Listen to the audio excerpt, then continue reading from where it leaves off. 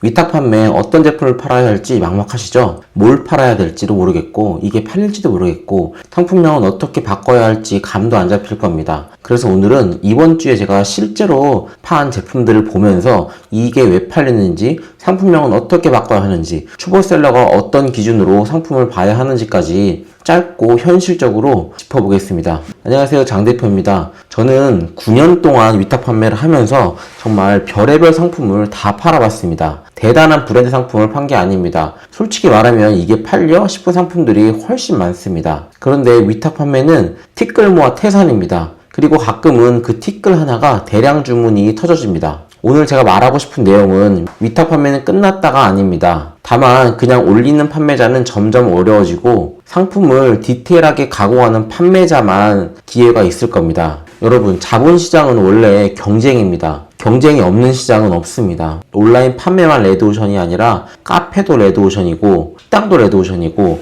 유튜브도 레드오션입니다. 중요한 건 레드오션이냐 아니냐가 중요한 게 아닙니다. 내가 그 안에서 어떤 경쟁력을 만들어낼 수 있냐는 겁니다. 내가 스마트 스토어를 열었다고 해서 사람들이 막 달려와서 물건을 사주지 않습니다. 내가 상품을 올렸다고 해서 네이버가 알아서 노출을 시켜주지는 않습니다. 남들과 다른 무언가가 있어야 되는 겁니다. 그게 상품명일 수도 있고 대표 이미지일 수도 있고 상세 페이지일 수도 있고 상품이 특이해서일 수도 있습니다. 자, 그럼 제가 이번 주에 실제로 판 제품들을 한번 보겠습니다. 첫 번째 제품은 종이 3D 안경입니다. 이 상품은 이번 주에 총 120개 정도가 팔렸습니다. 대량 주문이 들어온 거죠. 하나에 몇백 원짜리 제품입니다. 그런데 총 주문 금액은 100만 원이 넘습니다. 그리고 마진율도 50에서 60% 정도가 나왔습니다. 여기서 많은 분들이 이렇게 생각하실 수 있어요. 몇백 원짜리 팔아서 뭐가 남냐? 그거 완전 짤짤이 장사 아니냐? 맞습니다. 하지만 하나만 보면 그렇습니다. 그런데 이게 1200개가 팔리면 이야기가 완전히 달라집니다. 그리고 이 상품의 핵심은 가격 앵커가 약하다는 겁니다. 제가 말하는 가격 앵커라는 건 사람들이 머릿속에 가지고 있는 가격 기준을 말하는 겁니다. 예를 들어서 라면은 대충 얼마, 커피는 대충 얼마, 생수는 대충 얼마, 이런 상품들은 사람들이 이미 가격을 알고 있습니다. 그래서 마진을 크게 붙일 수가 없습니다. 그런데 종이 3D 안경은 어떨까요? 사람들이 딱 보자마자 이건 얼마짜리야 라고 생각하기가 어렵습니다. 가격의 고정값이 약한 상품입니다. 이런 상품들은 판매자가 어떻게 가공하고 포장하느냐에 따라서 가격이 다르게 받아들일 수가 있습니다. 그럼 상품명 가공을 한번 해보겠습니다. 그냥 종이 3D 안경이라고 쓰면 너무 심플하고 약합니다. 제가 다시 상품명을 지어본다면 이렇게 할 것 같습니다. 입체 영상 체험, 종이 3D 안경, 단체 수업, 행사 교구. 이렇게 상품명을 잡으면 단순히 종이 안경이 아니라 학교 행사, 체험학습, 단체 수업용 상품으로 포지셔닝이 됩니다. 상품이 똑같아도 어디서 쓰이는지, 누가 쓰는지에 따라서 검색 키워드도 넓어지고 구매 이유도 더 명확해질 겁니다. 두 번째 제품은 안경 흘러내림 방지 스트랩입니다. 이 상품도 객단가는 몇백 원 수준입니다. 그런데 하루에 몇 건씩 꾸준히 판매가 되고 있습니다. 저는 이런 상품들을 되게 좋아하는데요. 왜냐하면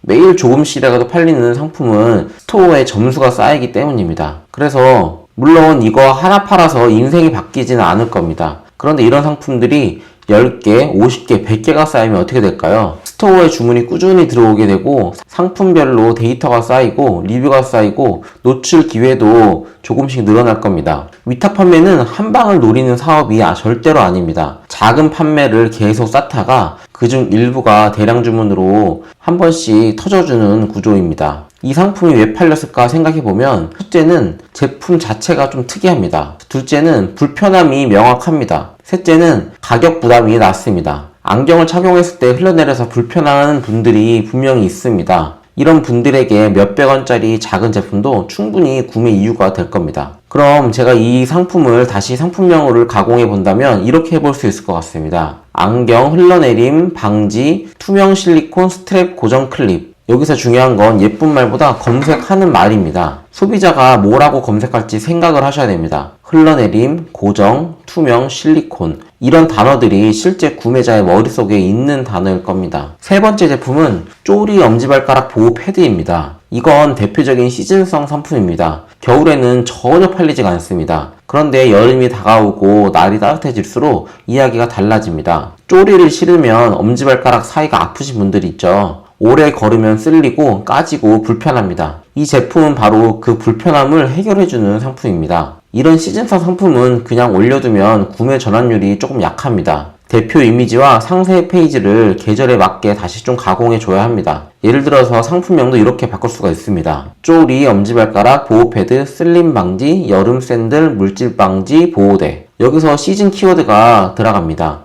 여름, 샌들, 쪼리, 물집 방지, 슬림 방지 이런 단어들이 구매 상황과 연결이 될 겁니다. 그리고 요즘은 상세 페이지도 예전처럼 포토샵을 잘해야만 만들 수 있는 시대가 아닙니다. 저도 포토샵을 정말 1도 할 줄 모르는데 요즘에 GPT나 AI 도구를 활용하면 꽤 괜찮은 상세 페이지를 만들 수 있습니다. 제가 이 상품으로 상세 페이지를 만든 거 한번 보여드리겠습니다. 어떠신가요? 예전에는 이걸 다 디자이너에게 맡겼지만 이제는 혼자서도 어느 정도의 퀄리티를 만들 수 있는 시대가 왔습니다. 그럼 여기서 이런 말들을 하시는 분들이 있을 거예요. 그래도 위탁 판매 너무 어렵지 않나요? 이런 작은 상품 팔아서 언제 돈 벌어요? 결국 큰 자본 있는 사람이 이기는 거 아닌가요? 저는 이런 분들을 보면 이렇게 말해드리고 싶습니다. 맞습니다. 절대 쉽지 않고 어렵습니다. 그리고 작은 상품만 팔아서는 분명히 한계가 있을 겁니다. 그런데 초보자가 처음부터 대단한 브랜드를 만들고 큰 자본으로 사입하고 광고비를 막 태워서 하는 것도 쉽지가 않을 겁니다. 그래서 위탁 판매는 온라인 판매의 훈련장이라고 생각을 하시면 됩니다. 어떤 상품이 팔리는지, 어떤 키워드가 먹히는지, 그리고 어떤 이미지가 클릭을 만드는지 이걸 돈을 크게 들이지 않고 실전에서 배울 수 있는 장점이 있습니다. 저는 위탁 판매를 9년 동안 하면서 판매를 잘하는 분들을 가까이서 보았습니다. 그분들은 몇 가지 공통점이 있는데요. 판매에 소질이 있는 분들은 이것저것 기웃거리지가 않습니다. 내가 이거 하겠다고 딱 정하면 그것만 합니다. 정말 계속 파고듭니다. 잘 안 팔린다고 포기하는 게 아니라 이게 왜 안 팔렸을까? 상품명도 바꿔보고 이미지도 바꿔보고 계속 시도를 합니다. 결국 판매는 감이 아니라 경험의 누적입니다. 오늘 올린 상품 하나, 오늘 바꾼 상품명 하나,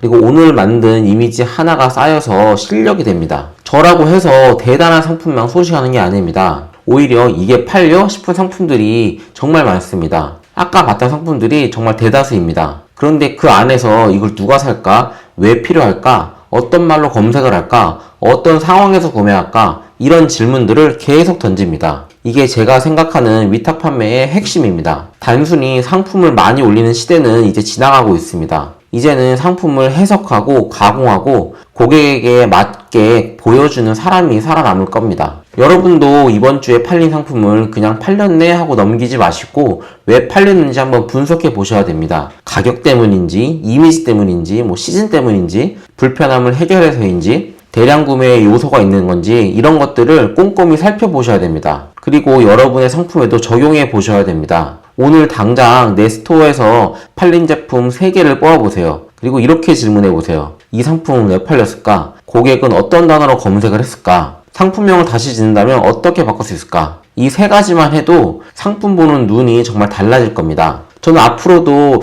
이런 컨텐츠를 조금 계속 해보려고 합니다. 이번 주에는 뭐가 팔렸을까? 실제로 팔린 제품들을 보면서 왜 팔렸는지 분석하고 상품명을 같이 지어보고 상세 페이지의 방향까지 같이 잡아보는 컨텐츠일 겁니다. 위탁 판매가 어렵다고만 말하는 건 누구나 할 수 있습니다. 하지만 이 시장 안에서 아직도 가능한 방법을 저는 찾고 싶습니다. 제가 9년 동안 해온 것도 결국 그거였습니다. 시장 탓만 하지 말고 내가 바꿀 수 있는 것부터 하나하나 바꿔가는 겁니다. 이 작은 실행들이 결국 쌓여서 대단한 결과를 만들 겁니다. 이 영상을 보시는 분들도 너무 멀리만 생각하지 마시고 오늘 당장 할 수 있는 목표를 하나 세워보셨으면 좋겠습니다. 중요한 건 생각만 하는 게 아니라 실행하는 겁니다. 오늘 영상은 여기까지입니다. 도움이 되셨다면 구독과 좋아요 부탁드리고요. 위탁 판매에 대해서 더 자세히 알고 싶으신 분들은 더보기란과 고정 댓글도 참고해주세요. 저는 다음 영상에서도 실제로 판매에 도움되는 이야기로 돌아오겠습니다. 감사합니다.